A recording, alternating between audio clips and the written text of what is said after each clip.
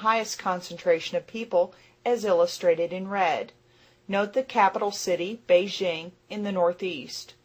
Alternately, the less populated regions are indicated in yellow and white. Also marked on the map are two additional areas of interest: Tibet in the Himalayan mountain range of western China, and Taiwan, the island off the southeastern coast of mainland China. These two regions are important parts of the discussion of China's actions under the cloak of sovereignty. Regarding government, an extensive history of dynasty rule came to an end when Mao Zedong came to power in 1945. Under his rule, the Communist Party of China was instated, where it still operates today. Two infamous programs that Mao implemented were the Great Leap Forward and the Cultural Revolution. Widely regarded by most scholars as humanitarian disasters, both programs resulted in massive peacetime deaths in China. For example, estimates of deaths during the 2-year period of the Great Leap Forward range anywhere from 15 million upwards of 50 million casualties. In more recent history, the Chinese government was responsible for the massacre at Tiananmen Square in 1989, where student democratic protests were squashed by government forces. The center photo of the quote-unquote unknown rebel, standing nose to nose with a line of Chinese military tanks, was featured in Life magazine's 100 Photos That Changed the World. The turn of the century brought with it the appointment of China's current president, Hu Jintao. China is the world leader in human rights violations, both against its own citizens as well as foreign dissidents. For example, China has one of the highest execution rates of any other country in the world. This typically involves death by firearms, as seen here, although lethal injection is also becoming more common. Another example of human rights violations lies in the fact that China imprisons more journalists than any other country in the world. As seen here in a diagram from Reporters Without Borders, who advocate for press freedom, China is listed as a black hole of the Internet, one of 15 countries in the world where news is not freely circulated. This presentation, then, will briefly cover just 4 human rights abuses inflicted by the Chinese government. As mentioned previously, China not only leads the world in capital punishment, it holds the dubious distinction of executing more of its citizens than all other countries of the world combined. At least 68 crimes remain on the books as being punishable by death. Sadly, many of these so-called serious crimes include nonviolent offenses such as embezzlement, arson, and fraud.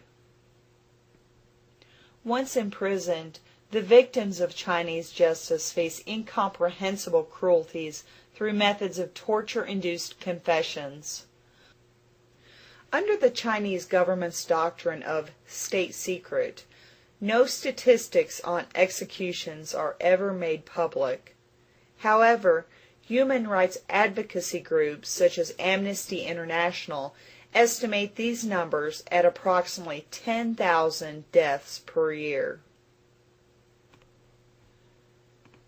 The second human rights violation analyzed here is human trafficking.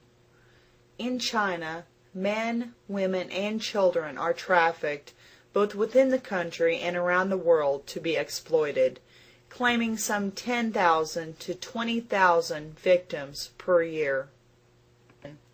This includes sexual exploitation, forced labor, servitude, and astonishingly, harvesting of human organs for sale on China's black market. The illegal act of organ harvesting has been exposed in the world media by both witnesses and victims of the horrendous act. Organs are taken without consent and sometimes on lucid, non-anesthetized patients behind a strict shroud of secrecy, in order to be sold at a large profit on the black market. The International Exhibition of Bodies, the exhibit, was recently exposed as having a very real possibility of having derived their plastinated cadavers from executed prisoners in Chinese labor camps. A third category of human rights violations occurring in China is that of persecution of ethnic groups, including the Tibetans and the Darfurians. China has a long, tumultuous history of repressing the Tibetan people and their pacifist Buddhist leader, the Dalai Lama. Since the communist state is suspicious of any type of devout worship not endorsed or condoned by the Chinese government, they are assessed as separatist threats and squelched into submission. This policy of intolerance, extending well beyond treatment of ethnic groups, is a strong rhetorical argument that the Chinese government uses to dictate the actions of other Chinese territories, including Taiwan, under the One China policy of sovereignty. Further to this, the Chinese government has come under intense global scrutiny for its indirect role in supporting the genocide in Darfur, Sudan. In exchange for oil, the Chinese government provides the Janjaweed rebel militia with a weapons and ammunition cache to carry out the slaughter. The fourth and final highlight of human rights violations in China centers on the infringement of basic human rights, beginning with freedom of speech.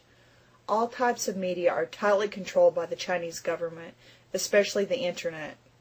A highly sophisticated system of blocking websites and closely monitoring email communications carefully filters any material that may be misconstrued by the communist regime as a potential threat to national security.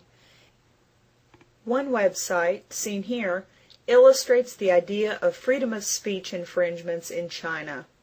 A split screen shows two contrary Google search results for the term Tiananmen. The U.S. version on the left returns images relaying what most Americans think of: tanks, military suppression, beatings, and chaos. On the right, however, is a very different set of results. This Chinese version of the same Google search returns hits that essentially showcase the architectural beauty of Tiananmen Square, cunningly filtering out undesirable images from its Chinese viewers. Freedom of religion is another example of how the Chinese government infringes on the basic human rights of its citizens. One prime example of this is the persecution of the followers of Falun Gong, a set of meditative exercises very similar to Tai Chi. Banned by the government since 1999 as a quote-unquote radical religious sect, many testimonies and photos corroborate accounts of practitioners being imprisoned, tortured, vivisected for organ harvesting, and killed. Finally, China's one-child policy has led to despicable methods of curbing the country's burgeoning population growth, thereby threatening the Chinese family unit. These acts include compulsory, gender-specific abortions to eradicate females, female infanticide, and forced sterilization. Clearly, this presentation has illustrated that discursive complexity is not only non-existent, but open discourse and expressive freedoms of Chinese citizens are squelched. This closed, isolated society is maintained by a variety of governmental programs of both harsh intimidation as well as indiscriminate intolerance. Accordingly, I would argue that the looming threat of genocide committed by the communist Chinese regime does, in fact, exist.